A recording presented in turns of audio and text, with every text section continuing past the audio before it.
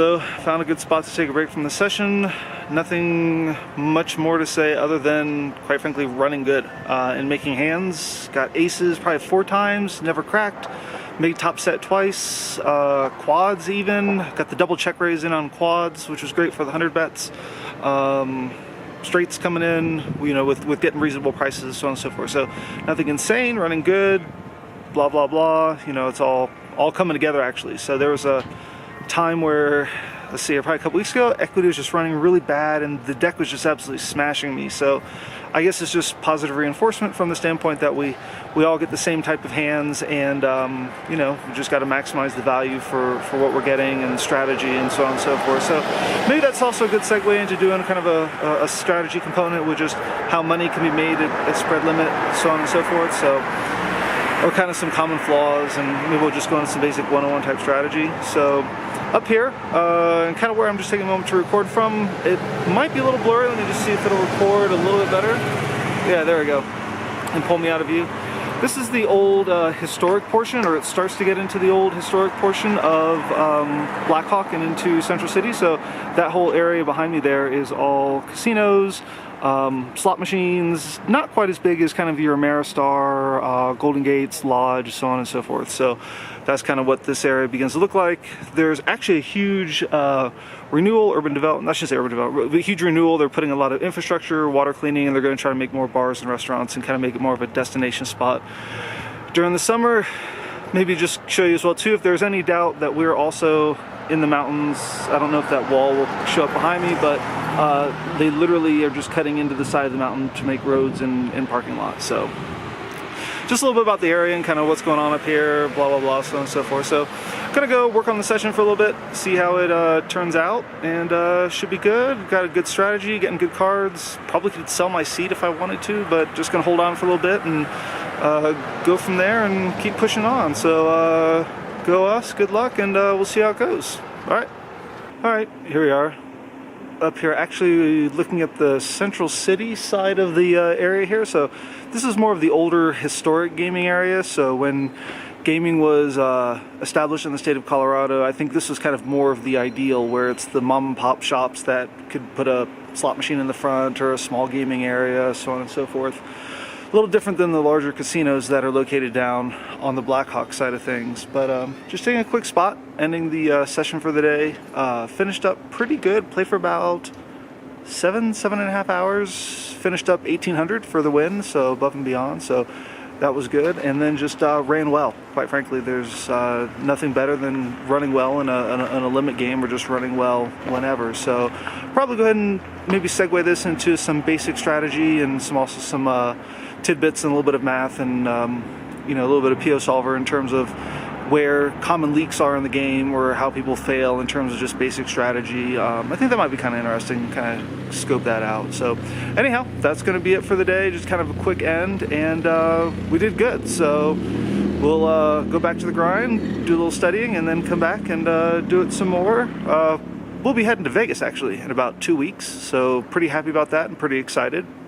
And with that, we'll be doing some prep for some no-limit game, 100 blind, 200 blind, some more deep stack play, as opposed to kind of the semi-structured spread limit that we play up here. But otherwise, yeah, excited, had a good session, positive, and we'll just keep it going. All right, bye.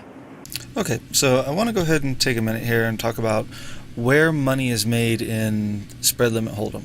And the easiest spot where money is made is by too many players playing too weak ranges, or too wide ranges. And what we're looking at here is PioSolver, and in a previous video I went ahead and did kind of a basic demonstration of what an aggregation report looks like, but we'll go ahead and take this opportunity to go ahead and look at some of the summary detail from those aggregation reports. So what we have is we have a out of position player. Let me go ahead and pull up the range here. Oh, that's actually the in position. Let's go and look at the out of position. There we go. That's the proper range. So we go ahead and have this range. It represents basically 22% of hands, so 21.87. It's got all your pocket pairs. It's got a lot of your Broadway connected cards, and then it kind of has what you see in the lighter shades of yellow. It has your offsuit, some offsuit aces. It's got all of your suited aces to varying degrees of frequency, and then your connectors, so on and so forth. So we'll close this down and let's go ahead and take a look at the in-position player. The in-position player has a much tighter range. You can see that it still has pocket pairs. The aces and kings and queens would go more into a three-betting range, raising range, so on and so forth. So you can kind of, let me just actually maximize this so you can see it. The construction is different. It's narrower. This represents just about 11 3/4% of the overall range, or just under 12%. So we've got basically a 12% range versus a 22% range. So let's go ahead and do that. So what we've gone ahead and done, if you looked at the previous video of the PioSolver and the aggregation report, you can see how we have this setup here. We have a whole series of bets. It basically is computed this structure, or this tree, where we have out of position bet size can be a 20 cap, or we can have a $20 or $35 when it's in position. Likewise, turn in position can have a $30, $50, or $75 bet, a 2x raise size, or 100 cap raise size, so on and so forth. That being said, the aggregation goes ahead and runs it across a whole series of flops, and then we can produce a report for specific frequencies, specific properties in a given spot for all of the flops kind of put together, or kind of all those scenarios put together. So we'll kind of go in and take a look at that here. So let's go ahead and do that.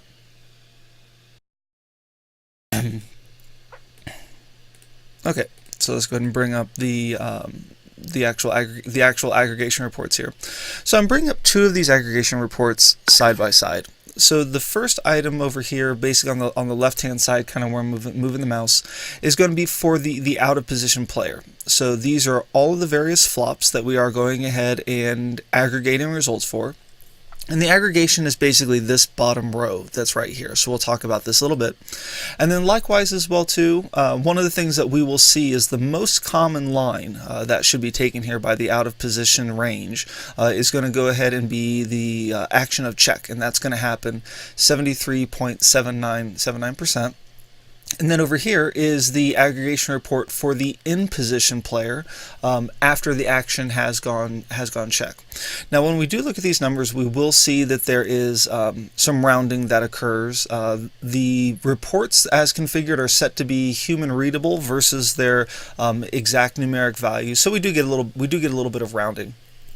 But I'll go ahead and explain what the headers of each of these files are, and then we can just kind of dive into the detail, and I can show you kind of the advantage, vice, disadvantage that these ranges have in terms of their interactions with each other.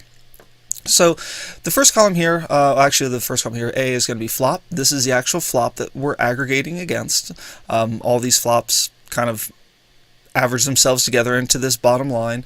The equities and the actual EVs, these take into account a lot of post-flop play to your turns and rivers.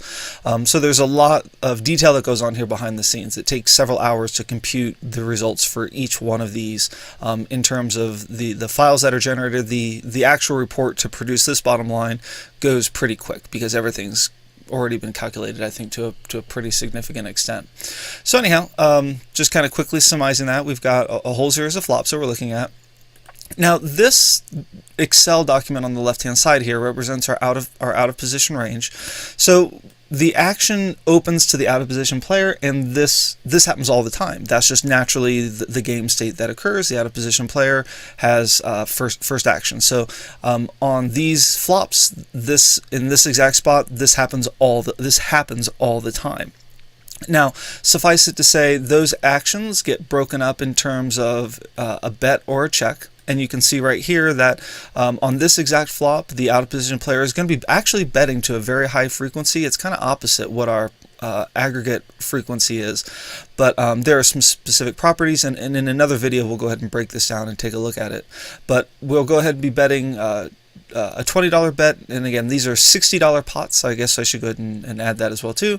They'll be betting $20 into an existing $60 pots, making it 80 to go to the in position player, but they'll be doing that with a frequency of 76.69, and they'll be checking 23.31. Now we can see this check action here, and over here the global percentage that should occur. Now, this document on the right-hand side presumes that the action has arrived at the check. So what you see 23.3149. So you can see this value basically comes over here, 46.76, 46.757. So there's a little bit of rounding that does occur. So that's going to see where the differences, in tens, hundredths of a percentage point actually occur. But that being said, you should see a majority, or basically all the values that are here in the check column. Let's kind of highlight this down here. Go over here into your global percentage, because this is the kind of the frequency by which the out of position player checks. Now we arrive at the frequency, or the global percentage, or the line frequency of when the in position player goes ahead and plays against the actual check. So that's how some of these will work hand in hand. If you're taking a moment to pause the video and look at some of the numbers, that'll kind of make sense of what these columns are. So we have a column C, which appears here. This is going to be our out of position equity. I think equity is pretty standard concept. We have the out of position EV, or the out of position expected value. Now this is going to be a cash game, so we'll talk about this in terms of EV, or expected value in terms of chips or dollars. We have a column here for EQR, which is equity realization. You can go ahead and look up the actual calculation. I think it was posted on a 2+2 forum, or in some of the documentation on the PioSolver site. Basically, this is the frequency by which the equity that you have is realized, or kind of how often, I shouldn't say necessarily how often you win the pot, but the realization, I think, is probably a pretty good concept, or a pretty good way to talk about it. Basically, the higher the equity realization, the more often you'll see that equity coming and being in your stack, winning pots, stacking chips, so on and so forth. And likewise as well too, for those three, we have in position equity here, we have in position EV, and then we have in position equity realization, and then we have the actual betting options which do occur, which is going to be the bet 20 or the check in this exact spot. Okay, so now that we've kind of gone through the setup, let's go ahead and take a look at some of the detail that's in the actual spreadsheets here themselves.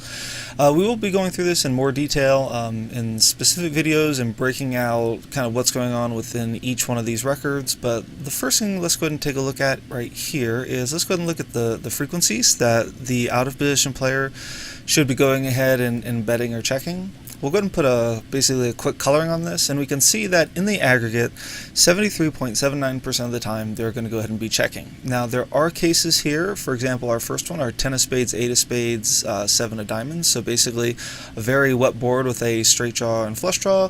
It's actually an opportunity to go ahead and bet at a much greater frequency than you would be checking. Likewise as well too, I think you kind of have a similar scenario down here with the Jack 8, spades, 7 of diamonds, and then as well too you've got another draw heavy board down here, and then with your aces you kind of have some lockdown boards right through here where you basically have an ace or you don't. So I think the frequency goes up.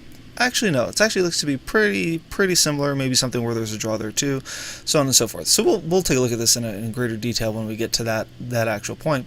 But I just want to go ahead and point out, from a first perspective, this is one of the first things we look at. But then likewise as well too, let's go ahead and do the same thing from the perspective of the in position player. We'll put a coloring on this. In the in-position player, their frequencies are going to be more balanced. So it's basically going to be 50-50 in terms of check and bet. So 50.58 on the check, which correspondingly these two are going to add up to be 49.41. And then you can see within the betting component, it's going to separate itself out, whether you use the 20 bet, so a third pot, or you use a little closer to just over half pot. And there will be certain properties or certain frequencies that we go ahead and use there. So on and so forth. But what I really want to focus in is for the out of position player and where players get themselves into trouble.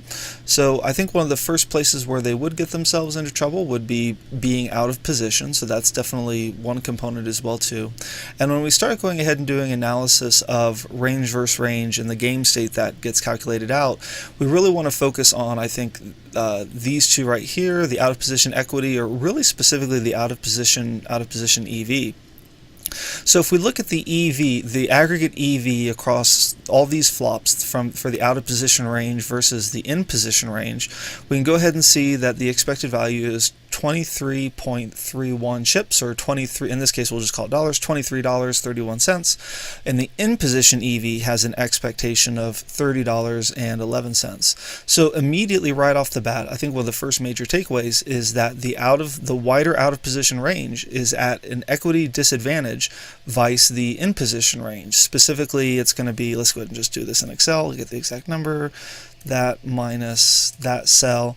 So it is at a $6.8, 6.79 chip, $6.8 equity or expected value disadvantage versus that player. And that's not to say, or versus that range, and that's not to say that the out of position player runs into this situation every single time. Flop sets, flop two pairs, flop draws, they get there, so on and so forth. They do win hands. But this is, I think, one of those hidden kind of concepts where to the average recreational player it's just not realized how poorly a weaker, wider range performs out of position vice a much stronger in position range that we're going ahead and computing the game state against. So I think we can kind of take some back of the napkin kind of analyses here.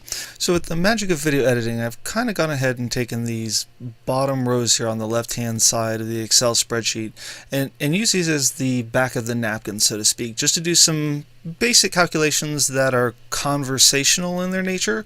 I think that there are other professionals that would go ahead and perhaps maybe kind of show this in a slightly different manner, or maybe with a greater degree of accuracy, but I think that for purposes of a high-level conversation, this will convey kind of the general principle behind what we're seeing here, or kind of the overall theme of the approach of the video, and again, kind of identifying how players in the spread limit game will kind of get themselves into a little bit of trouble in terms of wins and losses, and kind of also identify how money is flowing through the game state.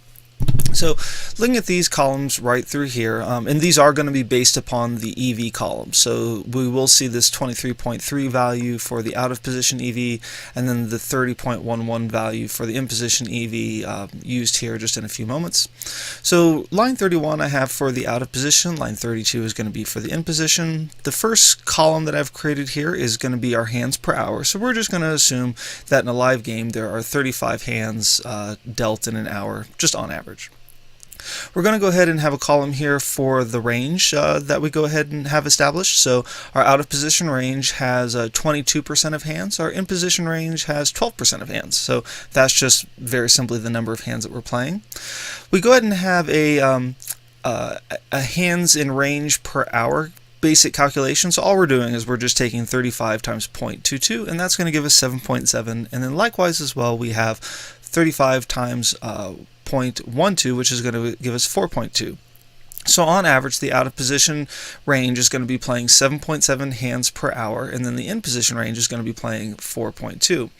Here in the next column is where we start to get to a little bit, I think, of where the money starts to matter. We go ahead and have an EV difference. So this is very simply the out of position player is at a negative 6.7 or $6.8 disadvantage vice the in position player in this exact situation. Now, it's also important to note that the EVs will change as the hand continues or develops. We can go ahead and look over here, just kind of highlight in the column. If we look at column D, the out of position EV, the summary, once the action is checked to the in position player, the EV even goes down even further, and the in position EV begins to increase. So again, you can kind of see more of the EV as the hand develops, shifting towards the in position player. But again, bets, checks, raises, all those kind of things, the action could go ahead and change. We're just looking at the first initial perspective that we can take here for the out of position range vice the in position range, and we can see that there is basically a 6.79 or a 6.8 EV difference in favor of the in position vice the negative value. We're just taking a negative viewpoint for the out of position player.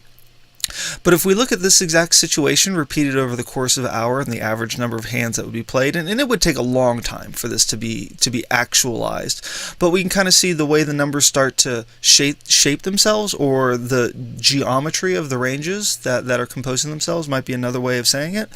We can see that basically there's, in terms of the EV, there's a negative $52 for every hour that they're playing, or every hour that they encounter this situation repeated over and over and over. But then likewise as well too, there is a positive $28 expectation for the in position player when they encounter this exact situation as repeated over and over and over and over. And it's kind of hard, certainly in a live situation it would take a lot of hands. I think to actualize something close to this, there might be a slightly more accurate way of counting it, but really I just want to go ahead and identify over the course of an hour how the wider, weaker, out of position range is at a disadvantage vice the in position player who has a tighter, potentially more aggressive range. And just want to do, again, this is a very back of the napkin type of calculation to show what the advantage is, or to put some sort of kind of EV or dollar amount around that. Likewise as well too, I think another way of going ahead and taking a look at this, I have just a few additional columns over here. I'm going to bring in Flopzilla, and let me go ahead and bring in the out of position range right here, and then let me go ahead and bring in the let me just grab the in position range from my other screen over here. Great. And I'll just kind of go back and forth or see. Yeah, I think this is okay. This is the out of position range here, and Flopzilla does, I think, something kind of similar. It's not quite as robust in terms of its calculations as PioSolver, but it still is a great tool in and of itself. I have this same exact range defined over here as we do back over on the PioSolver screen, and what it has by default is it has a series of statistics about the range and basically how often you'll hit quads and full houses and flushes and straights and three of a kind, overpair, two pair. And the hands that you see over here that have checkboxes, typically these are hands that have the opportunities to continue, to go forward to the next street, to make bets, to call bets, so on and so forth. So that's top pairs certainly do, over pairs, two pairs, three of a kind. Those are very strong hands, all hands that can continue. Likewise your draws as well too, so on and so forth. But the way Flopzilla calculates this on the flop is it goes through and iterates, I think in a way that's easier to see than PioSolver does exactly, but really what I'm drawing towards or trying to describe is this out of position weaker range is hit 39.9% of the time, or I'm sorry, 33.9% of the time.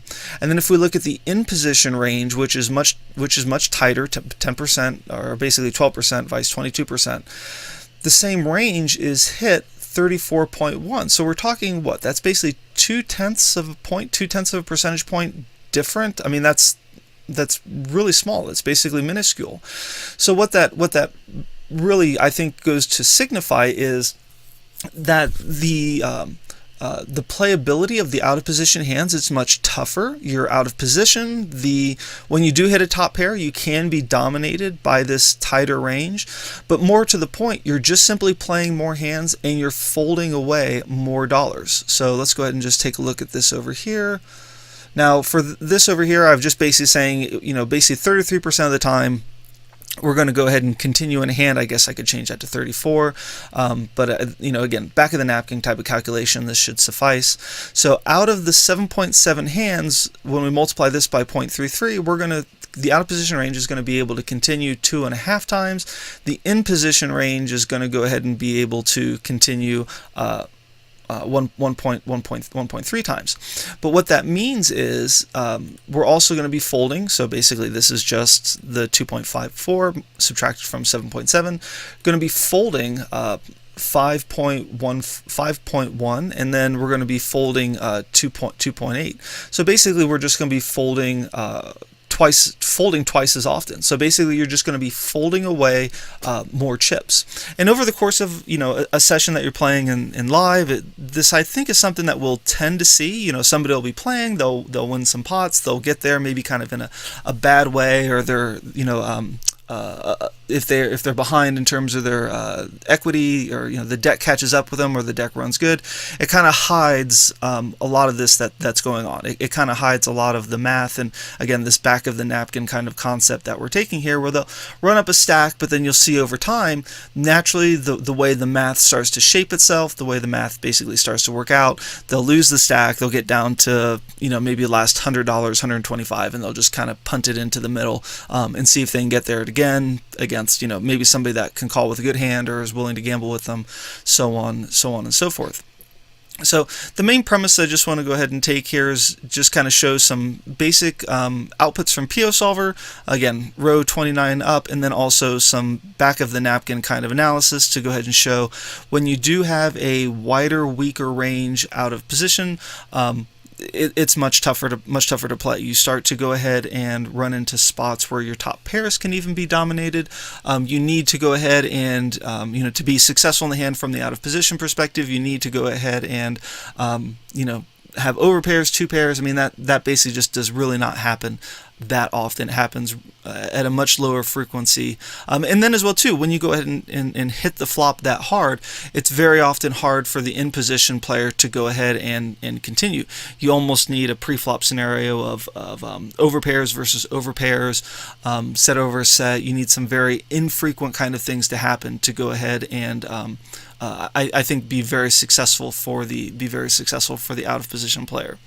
So that's just an opportunity to go ahead and show some of the data that's here. In a future video, we'll go ahead and crack some of these open and take a look here at the flop play, and then we'll go ahead and do some even further subsequent videos that take a look at turn play, which I think get really much more interesting.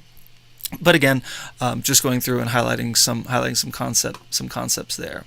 Let's go and take a look here. So I want to go ahead and just take a moment and bring the video to just a couple of points, just to kind of wrap things up here. Just going ahead and bringing in a text document here to talk about criteria of making money and spread limit. And I think we see these concepts repeated in other hold'em games. You can have card edge, you can have a skill edge, you can have position, and you can have initiative.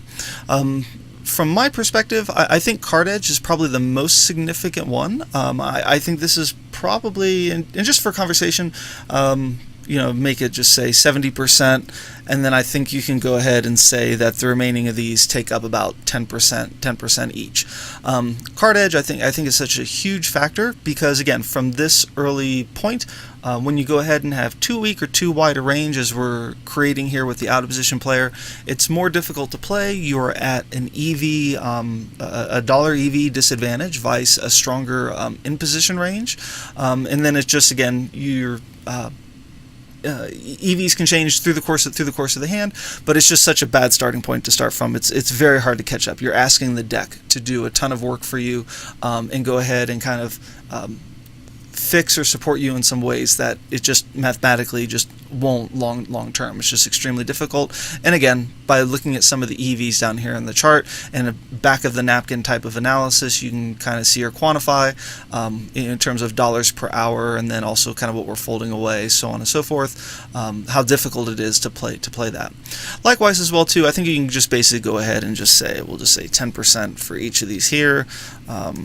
And just talk about these real quick, just add that in there. Skill edge certainly is a big component. Knowing how to play your hand.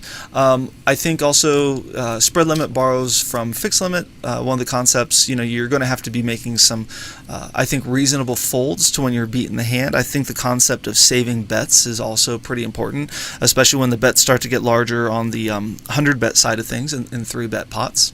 There's also a lot to be said for position. I think position also goes hand in hand a little bit so with the card edge as well too. We haven't looked at these calculations from the other way. Let's say we had a tighter range and out of position vice a wider range in position. What that would look like. But we certainly could in a future analysis, and we might come back and revise that. And then there's no mistaking initiative. Now in this exact analysis, we don't have initiative because we are either calling, overcalling, or getting overcalled out of a blind. So this really doesn't kind of stack up in our favor. But again, card edge and skill edge, I think, comprise so much of your profitability in this game. You can kind of sacrifice initiative in some spots, but certainly it's worth mentioning or talking about. I think it's a component of profitability and making money in a spread limit game. So hopefully this was informative. I'll kind of just go ahead and bring this out of view. You're able to kind of open this on a full screen on your monitor and take a look. Certainly feel free to pause at this point and go ahead and look through some of the numbers. Feel free to ask me any questions or thoughts or ideas come up, and best of luck at the tables.